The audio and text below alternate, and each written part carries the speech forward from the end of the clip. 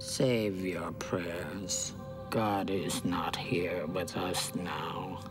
There is only the darkness here, and your death. This is Ben, the singer from Goatwhore. Okay, we let's see, it was July? I'm pretty sure it was July. I get lost on dates a lot, but the new record drop, Constricting Rage of the Merciless, on Metal Blade Records. And we've been out, we did Summer Slaughter this summer. Before that, we did the Metal Alliance tour with Behemoth. But yeah, we put a lot of work and everything into this new record. We tracked it to analog, which is pretty unique nowadays. You know, everybody's going digital, everybody, you know, trying to find the means to do something quicker and cheaper. And of course, we try to find the most expensive way to do things because we have no money, but we like to spend money. So, but overall, I mean, everything's been great with it. You know, we really enjoy the way everything came out sound-wise, everybody's performances within it. You know, working with Eric Rutan again for the 4th time. It's just everything just felt in place. And even though we were doing analog, and it's something unique that we've never really done in the past, and it's definitely like a sort of obsolete kind of thing nowadays, everything went really smooth. And it was like, you know, when we got down to the final days in the studio, you usually kind of rushing to finish everything off and make sure everything's fine. And it just everything felt comfortable. Everything was really good with the whole outcome of it. So, and you know, we were really pleased with the final product in full completion and how it represents the band and basically the evolution of the band and how we're evolving as a band in general. To be original is really difficult nowadays. I mean, there's so many things it has been done. All you can do is not necessarily reinvent the wheel, but you can maybe reinvent the style in your own idea in a way.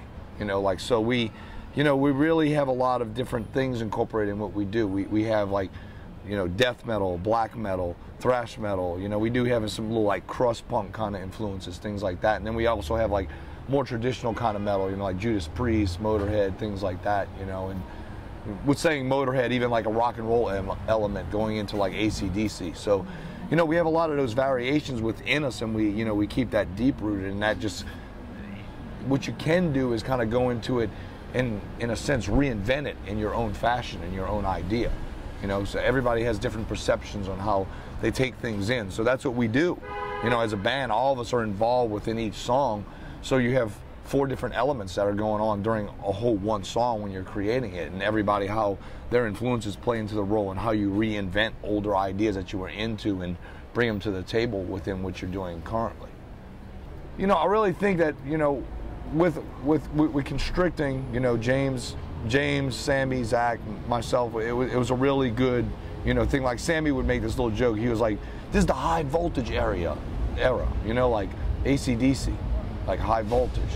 And it's just funny when you look at it like that. But then if you look at, like, if you sat down and you look at like the albums that come out for AC/DC, you see the different eras of how things happen, you know, and then, like, you know, what happened with Bon Scott, and then, you know, how everything just still evolved with AC/DC down the line, and how they become this huge powerhouse within like rock and roll / kind of metal. And I just think I think it's moments, really, you know. And you can look at that with every single band. You can look at that with like Slayer with Rain and Blood. You know, it was a moment. It was a way. It was the chemistry and the ideas and everything that went into when they did that record. You know, it's like when Metallica did Master of Puppets. You know, anything like that. You can go through all these genres of like hardcore metal, thrash metal, and you can pick like a band's whatever, you know, you might consider their best record or whatever, but you can see within it, you can see the chemistry and how everybody worked together and how everything fell into place. It was no one individual in the band, it was everybody and how they worked together and made it come out like it did, you know. And I really think that, like, you know, when we were doing Constricting, everything was just there, it was flowing and everything, how we approached it, how everything was laid out, and everybody's ideas behind it, because everybody adds their own little element, and that's what makes the whole of the entire band. Oh, definitely. You know, I respect the older records, you know, where a lot of bands, there's a lot of bands that look back and they'll make fun of their older records. They'll be like, oh, we were younger, you know, we were immature and stuff like that. I'm like, you know, we're still immature, and we're what? We're 6 records in now. But overall, it's like, it's cool to go back to them because I feel like there's a lot of elements from even the first two records that can compete with things nowadays. You know, they have a lot of good elements to them. It's just, yeah, we were a little younger and things like that. But I think the uniqueness is seeing that and seeing your own personal evolution within that. How Sammy's evolved as a guitar player down the line, you know? How even though Zach wasn't involved with the first two records, well, we had a different Zach. Then it's just coincidence that we have a drummer, same kind of name. But to see Zach Simmons, how he got in, you know, and he did Haunting Curse, and now this is like his fourth record with us, how he's evolved as a drummer, you know, and then also looking at my lyrics and vocally how I did things, how I laid out things, how I perceived the songs, and how evolved is that. And I really like looking at those elements and the evolution of the band and the growth, and it makes me respect the early records a lot. Because I think it's a big deal, you know, it shows that. It shows how a band can grow and expand and become into something and still kind of evolve and turn into so many different elements of what's going on musically. What's funny is, you know, we were talking about this other night when we were, you know, we play shows and then at the end of the night we go somewhere to eat and we kind of just, or we just hang out and drink somewhere, or we go out somewhere to eat, like a Waffle House or some bullshit like that. And we sit and we discuss things, you know, and it's funny, because we were talking about, like, some of us are a little older, like me and Sammy are a little older in the band, and we talk about when we first started touring and you didn't have like GPSs, you didn't have cell phones, you didn't, you know, you would drive to a town, you would use an atlas, and when you got close to town, you would pull off and use a payphone and you'd call the promoter, you'd get directions, you'd find out what time you had to load in, things like that. Now it's so easy, so it's like I sit here and I go, how could I say it's harder when I did the harder? You know, I had to do all that stuff without all the modern technology that we have going on today. Like, I think if you took bands that just recently came out today and then threw them back 20 years, they would lose their fucking minds. But overall, it's like, there are difficult elements, but having already kind of done the difficult arrangement with it, it kind of makes it easier in a sense now, you know? So, it's, I guess, how you look at it. I always look at things like this, like the glass is half full instead of half empty. Or someone once told me they see the glass, would they say? Oh, if it's half full with orange juice and you fill it with vodka or some shit like that. I don't know. I don't remember, it was a saying. Like overall, you know, with bands and when they tour and like when they sell things and stuff like that, you know, I mean, I think everything should be sort of fair. I mean, a lot of the fans, especially nowadays though, because so much stuff comes out. It was funny because we were in LA last night, and of course, you know, like our label's Metal Blade and they're located around the LA area, and the people were out and we were discussing, like, as time goes along, you know, there's different elements, like with people downloading and things like Spotify and stuff like that. And they're like, you do interviews sometime and you say that you don't really care about people downloading, but you know, you're like, you know, it affects your sales. And it's just like, yeah, but I've said it in the past too, like, you know, young kids don't have $400 a month to drop on fucking records. I mean, adults don't have $400 a month to fucking drop on records, you know, much less kids. You know, if there's new records coming out every Tuesday in a month, and let's just say there's only 10 records every Tuesday, and that's 40 records in a month, that's over $400 fucking dollars. You know, so kids are going to try to outsource and go somewhere to try to hear things like download or Spotify and things like that, so they have these options instead of spending so much fucking money and then probably at one point running into fucking complete fucking crap, you know. So there's all these different elements. That's why it's like, to me, I still feel like you got to be in touch with the fans on a financial basis too, you know. And I understand, yeah, this is tough, you know, gas is fucking expensive and things like that, but I guess you do have to find that happy medium where the band is moving along and everything's good, but the fans come out and everything's good with them as well. Because without the fans, you're sitting at home in a garage or a shed or a rehearsal room jamming, and you're not out actually doing it and presenting it. So it kind of works hand in hand. So you got to make it feasible. There's no reason to, you know, whatever, make people pay more than they really have to pay.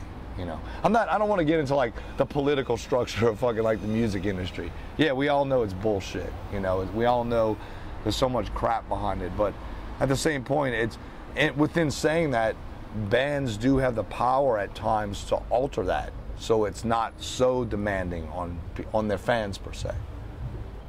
there's so many things that are coming out musically. Like there's so many like cookie cutter type things. I call it cookie cutter. Like there's a band and they're big at what they do, and they kind of originated that style.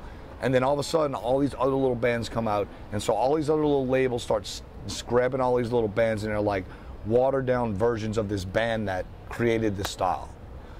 And then it's just an overflow of it. And then the band that originally created it kind of gets pushed to the side while all these little like watered down versions emerge to the top. And it's just like, I see that as the label's faults too, because they're out there, because everybody's trying to make a fucking buck.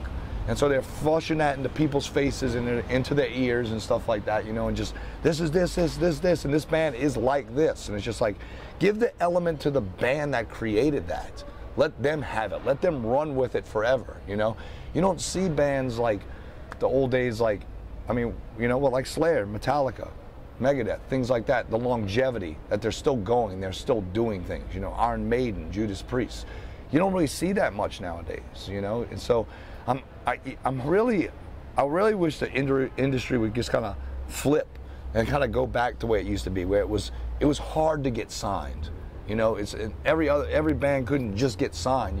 You know, it had to be something unique, and then you get out there. But now with the internet, you have the means where bands, if they work hard enough and everything, they can do everything themselves completely. So you do have that kind of variation within that. But I think, you know, being that there's so many bands and there's so much shit out there nowadays, that the struggle it's a little more fierce in certain sort of ways, you know, than the past. Well, I think, you know, I think if you kind of steady and you create a good relationship, you know, and things work out, because I think too, labels, as it goes along and seeing how the industry changes with digital things and stuff like that, you know, and like downloading and things like Spotify and stuff, I think labels realize that they need to start to change with the times and kind of work things out. And I think we've kind of created a pretty decent relationship in certain elements with Metal Blade. You know, I mean, there are some things that we still front on ourselves financially, you know. Like if you take a look, I'm pretty proud of this, because as a band, it takes a while to do things like this. So the last couple of tours, we saved up our money, and we put a little money aside each tour, and we bought a new trailer. The trailer we had before it, we had it for like 10 years. You know, we took care of it, and we did things like that. So, but you know, that's an element where it wasn't the label that assisted us with that. We just kind of worked internally and just, you know, we put a little money away, put a little money away, put a little money away, and then bam, you know, we were able to kind of do something ourselves, you know. So, but I mean, that's nothing. I've watched many bands on the road, you know, bands, they purchase their own vans, they get together, they put their money together and stuff like that, you know. But those kind of things, I'm like excited about that, because I'm like, the band, we all did it. We all, internally, we, instead of just saying, okay, let's do this with the money, we're like, let's put this much aside and do stuff that furthers us as far as touring and things like that. So, let's see, for the rest of the year, we got, okay, so we're doing these, well, we're doing like 5 shows total with Samhain. We did one last night in Los Angeles, we got one tonight here in San Francisco, and then we're doing 3 on the East Coast around Halloween, Washington, D.C., Philadelphia, and New York City with Samhain. And we're doing like our own little shows kind of around it, so we don't have to like drive all the way out here and then drive all the way back home. So we did some shows to get out here, and then like after tonight, we're gonna go up to Portland, Seattle, and then cut back home, go home for like 3 weeks, and then do shows to get out to the East Coast, and then do shows back home, and then we're gonna fly out to Europe to do Europe for about a month and a half with Dying Fetus and Fallujah and Malevolence. And the new year is being discussed. So we got some ideas, maybe some more European adventures. We're also talking about finally trying to put together like our own headlining tour. You know, get some, you know, I mean, we've done all these tours, like definitely like these shows, like the shows with Samhain, and we play like 35, 40 minutes, and you know, we did the Summer Slaughter thing, it's like 25, 30 minutes. We did the Metal Alliance tour, it was like maybe 35, 40 minutes, you know, and we've had a lot of requests of like, we'd like to see you play like an hour, you know, we'd like to see you play more material. So we're definitely been talking about that and saying, you know, we need to like get together like a really good package, like us, and then like 3 other bands that, you know, we're really into a solid like situation. So that's definitely on our minds, and we really want to get out there and do that for the fans.